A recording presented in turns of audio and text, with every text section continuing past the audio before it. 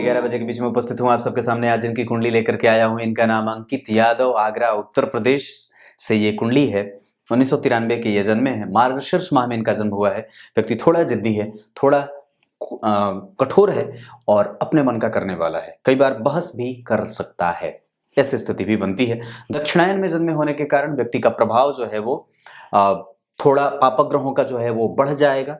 पापग्रह बहुत ही क्रूरता से परिणाम करने लगते हैं, काम रुकता है और विलंब की स्थिति भी पैदा होती है। हेमंत ऋतु में जन्मे होने के कारण व्यक्ति खुद के काम में आलस्य करेगा, पर वही अगर दूसरे का हो तो तीव्रतम गति से कर लेता है या तुरंत ही आगे बढ़ जाता है। शनिवार के जन्मे होने के कारण व्यक्ति का काम थोड़ा सा रुकता रहेगा, धीरे धीरे काम होता है। शनिवार के जन्मे होने के कारण व्यक्ति कुंठा से ग्रसित हो जाता है, कई बार डिप्रेशन में भी चला जाता है। कृष्ण पक्ष के त्रयोदशी के चंद्रमा पापक होते हैं। इस वजह से व्यक्ति जो होता है वो यहाँ पे धन को सही तरीके से संतुलित ना करे या धन का सही तरीके से निर्गमन ना हो या आगमन ना हो, ये बात दिख रही है। विशाखा नक्षत्र में जन्मे होने के कारण कई बार स्वास्थ्य कमजोर रहे, पेट वगैरह की समस्या होती है। व्यवसाय भी अगर खुद का करना चाहें तो कर सकते हैं। शूद्र वर्ण और राक्षस गण के होने के कारण व्यक्ति का प्रभाव जो है वो जन्म कुंडली में राजसिक और तामसिक हो रहा है। इस वजह से व्यक्ति को अपने जीवन में जितना ज्यादा हो सके शुद्धतम स्थिति को प्राप्त करना चाहिए।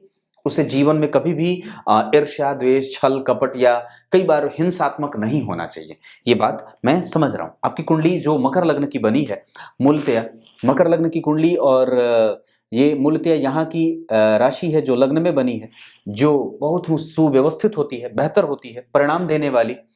पर गुरु का चंद्रमा के साथ बैठना ये व्यक्ति के कर्म क्षेत्र को तो ठीक रख रहा है, लेकिन गौर करिएगा तो ये मकर लग्न की कुंडली के लिए देवगुरु बृहस्पति अच्छे नहीं होते।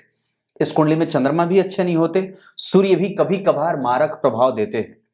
इस कुंडली में गुरु अच्छे नहीं, चंद्रमा अच्छे नहीं, पापक हो गए, मारक हो गए गुरु, मारक हो गए चंद्रमा और मारक हो गए सूर्य। पापी, कभी कभी परिणाम खराब, कभी कभी, ये कभी कभी। लेकिन अच्छे कौन? तो बुध इस कुंडली में अच्छे होंगे और साथ ही साथ शुक्र इस कुंडली में सर्वाधिक योग कारक, दो ग्रह अच्छे। ये आपकी कुंडली में बनी बात। मंगल इस कुंडली के लिए पापी या परम पापी के रूप में देखने को बनते हैं। पर शनि इस कुंडली में लग्नेश होने के कारण मारक नहीं होते, क्योंकि वो द्वितीय भाव के भी अधिपति होते हैं, मारक नहीं होंगे, वो एक सामान्य ग्रह के रूप में देखे जाएंगे।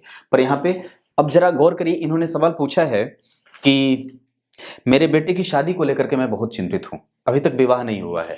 द्वितीय भाव में शनि स्वग्रही होकर के बैठे हैं और गुरु तुला राशि के बैठे हैं। और एक बात बताऊं, एक बड़ी अद्भुत बात बताता हूं। मकर लग्न की कुंडली के लिए शुक्र सर्वाधिक योग कारक ग्रह के रूप में जाने जाते हैं, लेकिन वो अकेले होंगे तो सबसे ज्यादा अच्छे परिणाम करेंगे। अगर किसी के साथ बैठ जाएंगे तो भाव कमजोर कर देंगे। आप गौर करिए, यहाँ पे पांच ग्रह एक साथ खिचड़ी मचा रखे हैं, ये ठीक नहीं था। और दरअसल मैंने जो चीजें देखी हैं कि जब एक ही भाव में कई सारे ग्रह या जब एक ही भाव पे कई सारे ग्रहों का प्रभाव हो जाता है तो भाव तितर बितर हो जाता है, वो निचोड़ लिया जाता है। और इसी वजह से व्यक्ति की कुंडली में जो पत्नी, जो कि शुक्र होते हैं, इस कुंडली के लिए पत्नी कौन होगा? यहाँ पे पत्नी के भाव के अधिपति चंद्रमा हुए जो कि पापक हो गए। और साथ ही साथ पत्नी संपूर्णतया कौन? किसी भी पुरुष की कुंडली में शुक्र होते हैं। वो आपकी कुंडली में अकेले नहीं बैठे, पांच वो सूर्य, बुध, मंगल, राहु, केतु सब वहां बैठ करके ये हुआ है मिक्सचर। ये ठीक नहीं। इस वजह से विवाह के लिए संबंध आने का भाव ये देखा जाता है। और यहाँ पे शनि स्वग्रही होकर के बैठे हैं और जन्म कुंडली में वही रोकवा भी रहे, क्योंकि शनिवार का जन्म, कृष्ण पक्ष के त्रयोदशी के चंद्रमा पापक, और जन्म कुंडली में उस पर गुरु की दृष्टि जो पड़ रही है वो जन्म कुंडली का 12वें का अधिपति है, जो इस कुंडली के लिए सबसे खराब प्लेनेट है। तो इस कारण से बात की उस पर मंगल का भी प्रभाव। तो शनि मंगल का प्रभाव जन्म कुंडली में विवाह के लिए रिश्ते आए ही नहीं, या आए तो भी वो बहुत अच्छा ना रहे, मजबूती ना बने। इसका मतलब है कि हमें सबसे ज्यादा जिस चीज को मनाना होगा या तो शिव जी को या तो बजरंगबली को, इन दोनों की आराधना करनी होगी। मैं आपको उसका मंत्र दे दूंगा, आप उस मंत्र का जप अगर किसी शिव जी के मंदिर में जाकर के या बजरंगबली के मंदिर में जाकर के मनाने का काम करेंगे तो 100% बात बन जाएगी। आप 1993 के हैं, अभी अवस्था है। साथ ही साथ अगर जन्म कुंडली में अभी दशा की बात करते हैं तो बुध की दशा चल रही है, जो कि भाग्य भाव में उनकी मूल त्रिकोण राशि बनी है और वो लाभ में बैठ करके जन्म कुंडली के पंचम भाव को देख रहे हैं। बुध अभी 2021 के 11वें महीने से चले हैं, 24 तक वो चलेंगे। तो थोड़ी समस्या तो अभी रहेगी, परंतु मैं प्रत्यंतर में कुछ अच्छी चीजें देख रहा हूं, लेकिन उसका प्रभाव थोड़ा कम रहेगा। साथ ही साथ अगर आप नवांश में देखते हैं तो गुरु नीच के हो जा रहे हैं, ये और भी बड़ी बात। यहाँ पे चंद्रमा उच्च के देर से ही सही पर विवाह का सुख मिलेगा जरूर। शनि और बुध बैठे हैं उच्च के शनि, दाम्पत्य अच्छा रहेगा, विवाह के बाद की स्थिति खराब नहीं है और अभी बहुत ज्यादा चिंता करने की भी बात नहीं है। अभी आपकी कुंडली में विवाह के उम्र भी बचे हुए हैं और विवाह की अवस्था भी बची है, मतलब बहुत ज्यादा चिंता करने वाली पिताश्री की बात नहीं है। आपको घबराना नहीं चाहिए क्योंकि यहाँ पे सूर्य बैठे हैं, वो इच्छा की पूर्ति जरूर कराएंगे क्योंकि यहाँ के अधिपति उच्च के हो रहे हैं। तो घबराना नहीं है क्योंकि इच्छा पूर्ति का भाव यहाँ है। और यहाँ पे मेन समस्या ये है, समझिएगा, कि आपकी कुंडली में ये भाव का प्रभाव यहाँ झेलना पड़ रहा है। पंचम भाव, यहाँ से विवाह होता है, यहाँ विवाह, प्रेम या विवाह के या मांगलिक कृत्य, यहाँ के अधिपति जन्म कुंडली में जो है वो अस्त हो रहे हैं, बुध भी अस्त हैं और जन्म कुंडली में मंगल भी अस्त हैं। मंगल मांगलिक कृत्य करवाता है। आपकी कुंडली में लाभ भाव या इच्छा पूर्ति, इच्छा क्या है, मेरा विवाह हो जाए, तो उस भाव का अधिपति वहीं बैठ करके अस्त हो रहा है, इस कारण से समस्या हो रही है। और दूसरी बात कि आपको कोई भी काम करने में मशक्कत ज्यादा करनी पड़ती है, मेहनत ज्यादा करनी पड़ती है।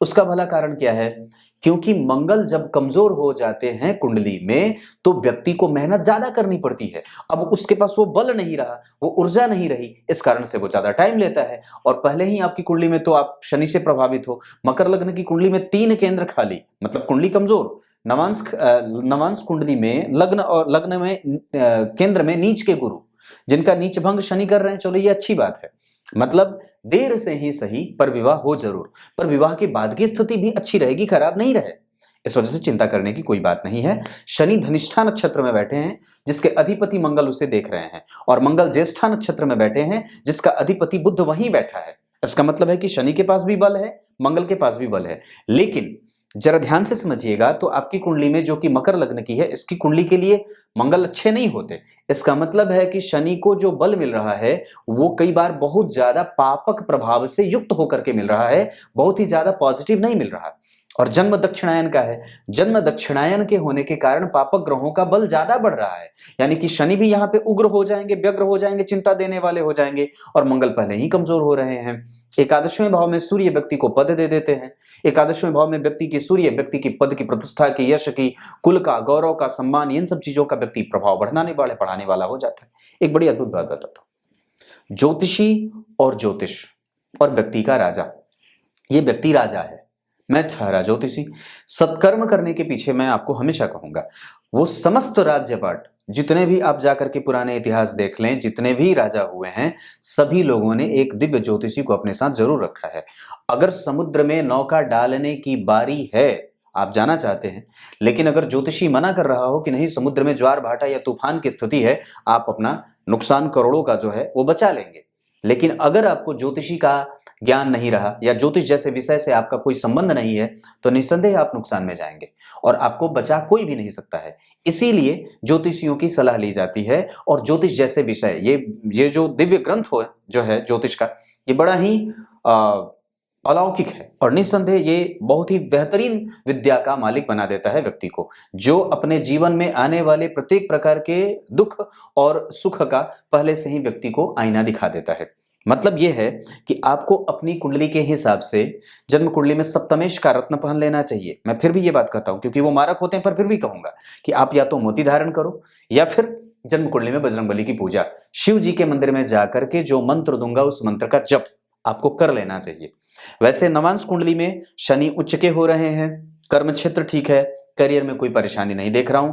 गुरु स्वाति नक्षत्र के बैठे हैं, राहु एकादशवें भाव में कई तरीके से, हालांकि आपकी कुंडली में जो सबसे खराब भाव बना है वो एकादशवां ही बना है, और इस वजह से आपकी कई बार इच्छा की पूर्ति नहीं होती, क्योंकि इच्छा पूर्ति का भाव यही है, और इस वजह से व्यक्ति को कई बार मशक्कत ज्यादा करनी पड़ती है। वस्तुतः फिर भी आपकी कुंडली में मकर लग्न की कुंडली है, व्यक्ति सिस्टमेटिक ढंग से काम करता है, कोई कमजोरी नहीं है, कर्म क्षेत्र ठीक है, कर्म को लेकर के मैं बहुत ज्यादा मशक्कत नहीं देख रहा हूं क्योंकि गुरु वहां बैठे हैं, लेकिन और भी अच्छे हो सकते थे। अगर हम देवताओं की आराधना या मंत्रों के जप के पीछे जाने लगेंगे तो हमारा सत्कर्म बढ़ जाएगा, जिससे हमारा प्रभाव और जो अभाव हमारे जीवन में आया है वो कम हो जाएगा। भाग्य भाव के अधिपति का लाभ में जाकर के अस्त होना, बुध अस्त होने के बावजूद भी परिणाम करते हैं, शुक्र अस्त है, इस वजह से कई बार व्यक्ति जो होता है वो देर से विवाह पाता है या विवाह का सुख देर से उसको प्राप्त होता है। लेकिन दशमांश कुंडली में लग्न में शुक्र का बैठना, सूर्य का बैठना, चंद्रमा का बैठना, मंगल का बैठना, ये जो स्थिति बन रही है D10 चार्ट को मजबूती दे रही है, क्योंकि दशम स्थान में दशमांश के अधिपति, दशम स्थान के अधिपति बुध 12वें जा रहे हैं और मंगल जन्म कुंडली में स्वग्रही है। इसका मतलब है कि व्यक्ति यश जरूर पालेगा, उसमें कोई भी समस्या नहीं है। ये एक अच्छी बात है। सप्तम भाव के अधिपति चंद्रमा जो है वो गुरु के साथ है, 12वें के अधिपति हैं, इस वजह से दो स्थान के अधिपति के साथ अगर जन्म कुंडली के सप्तम भाव के अधिपति, ध्यान से समझिएगा मेरी तरफ देख के, सप्तम भाव के अधिपति चंद्रमा 12वें भाव के अधिपति गुरु के साथ बैठे हैं, इस वजह से वो चाहे कितने भी पापक होंगे फिर भी कुछ न कुछ शुभक दे ही देंगे, विवाह होगा जरूर, क्योंकि उनकी दृष्टि है। यहाँ का अधिपति यहीं बैठा है। व्यक्ति गंभीर बोलता है और अपने मन की बात को अपने तक ही सीमित रखता है। गंभीर काम करने वाला, पहाड़ों का, डीजल का, पेट्रोल का, पहाड़, मतलब ये कई बार गंभीरतम काम करने वाला, गंभीर निर्णय लेने वाला और जल्दबाजी में कोई भी निर्णय नहीं लेता है। मतलब ये आपके अंदर सद्गुण है। व्यक्ति जो है वो लज्जाशील है और मकर लग्न का है। मकर लग्न की कुंडली में गुरु भी अच्छे नहीं होते, सूर्य भी अच्छे नहीं होते, चंद्रमा भी बिगड़ जाते हैं और कई बार शनि भी द्वितीय भाव के अधिपति। लेकिन यहाँ पे बुध और शुक्र की दशा व्यक्ति के जीवन में अच्छी जाएगी। इसका मतलब है कि व्यक्ति के जीवन में जो प्रतियोगिता बनी है उससे व्यक्ति को लाभ भी होगा और व्यक्ति को सर्वस्व मिलने वाला भी है। आपकी कुंडली में शनि षड्बल में सबसे ज्यादा बलवान है और वो जन्म कुंडली में द्वितीय भाव में बैठे हैं, जहां केंद्र से बैठ करके गुरु उसे देख रहे हैं, जो व्यक्ति को कई बार बाहर से या विदेशों से भी धन प्राप्त कराते हैं। ऐसा इसलिए क्योंकि 12वें भाव में बुध बैठे हैं, डिटेन चार्ट में दशम स्थान के अधिपति, लग्न में शुक्र बैठे हैं जो कि जन्म कुंडली के लाभ के अधिपति हैं। ये व्यक्ति के जीवन में कर्म क्षेत्र में आपको कभी भी मैं परेशानी में नहीं देख रहा हूं। कर्म क्षेत्र आपका बिल्कुल ठीक है। डिटेन चार्ट में नीच के गुरु व्यक्ति की पत्नी को कई बार पूजा पाठ में कम या उनका दर्शन या कई बार आलस्य या प्रमाद जैसी स्थिति होती है। पर फिर भी अगर आप देखना चाहें तो आपकी कुंडली में सप्तम स्थान के अधिपति गुरु के साथ बैठे हैं, शुभ ग्रह के साथ बैठे हैं, तो पत्नी सुंदर ही मिलती है। अगर कोई भी जाति का जो आपकी कुंडली के हिसाब से मैं देख रहा हूं, अगर वो वृश्चिक राशि या वृश्चिक लग्न की हो, तुला लग्न या तुला राशि की हो, तो निसंदेह आप विवाह कर सकते हैं। आपके विवाह के लिए अगर आप पूर्व दिशा की तरफ जाते हो या फिर अगर आप दक्षिण दिशा की तरफ जाते हो तो विवाह अच्छा होगा। आपकी कुंडली के हिसाब से मकर लग्न की कुंडली के लिए 8 अंक अच्छा होगा। कन्या राशि, वृषभ राशि आपके लिए अच्छी होगी। आपके लिए पश्चिम दिशा, शनिवार का दिन बड़ा अच्छा होगा। ये चीजें आपकी कुंडली के लिए मैंने बात करी। अब थोड़ा सा आपको संबंध बता दूं। श्रवण नक्षत्र का आपका जन्म है, जिसका अधिपति चंद्रमा जन्म कुंडली में पापी होकर के दशम स्थान में बैठा है। व्यक्ति अगर नौकरी से ऊब गया हो या कई बार नौकरी अगर नहीं है तो खुद का भी काम किया जा सकता है। चंद्रमा विशाखा नक्षत्र के बैठे हैं और दशा बुध की चल रही है। बुध से 5वें जन्म कुंडली में शनि की दशा, शनि का प्रभाव है। व्यक्ति कंप्यूटर कंपोनेंट और कई बार तकनीक से संबंधित टेक्नोलॉजी का ज्ञान भी रखने वाला होता है। शनि की दृष्टि बुध, सूर्य, शुक्र सबको देख रहे हैं, इस वजह से सभी भावों के अधिपति को वो थोड़े थोड़े प्रभावित करेंगे। जहां व्यक्ति को आयु भी देंगे, जहां व्यक्ति को यश भी देंगे, पर देर से देंगे, क्योंकि उनकी तीसरी दृष्टि नीच की पड़ रही है और ये सर्वोत्तम और सर्वस्व सुख का भाव होता है, इस वजह से वो देर से देंगे। बात समझ में आ रही है? यहां से आप मेंटल पीस के बारे में विचार करते हैं, जहां मानसिक समृद्धि और मानसिक शांति, यहां से व्यक्ति के साथ धोखा भी होता है, क्योंकि यहां के अधिपति लाभ भाव में बैठे हैं पर वो पापी भाव होता है। मंगल पापक ग्रह होते हैं इस कुंडली के लिए, इस वजह से कभी भी किसी पे भरोसा करने से बचना चाहिए। यात्राओं पे ध्यान बहुत ज्यादा देने की आवश्यकता है। आपके पास आयु है, आपके पास गंभीरतम बीमारी की तो स्थिति नहीं है, स्वास्थ्य आपका ठीक देख रहा हूं, स्वास्थ्य में कोई परेशानी नहीं है। माता और पिता के बारे में अगर मैं विचार करता हूं तो D12 चार्ट में आपकी जो स्थिति बन रही है उसके आधार पर पिता का सुख और माता का सुख दोनों है, और पिता से और माता से दोनों से प्रेम रहेगा, हमेशा रहेगा, इसमें कोई भी समस्या नहीं है। संतान वगैरह के बारे में अगर विचार करता हूं तो जन्म कुंडली में संतति देर से हो सकती है, विवाह देर से हो सकता है, संतति दूर रह सकती है, ऑपरेशन करके कई बार संतति होती है, ऐसी स्थितियां भी देख रहा हूं। आपकी कुंडली के हिसाब से मैं सर्वोत्तम तरीके से अगर कहूंगा तो गुरु की स्थिति अच्छी है, मंगल की स्थिति अच्छी है, आपके अंदर कन्विंसिंग कैपेसिटी अच्छी है, आप कोई भी सामान अच्छे तरीके से बेच सकते हैं, आपकी वाणी अच्छी है, आप किसी को भी रूखा ना बोलना।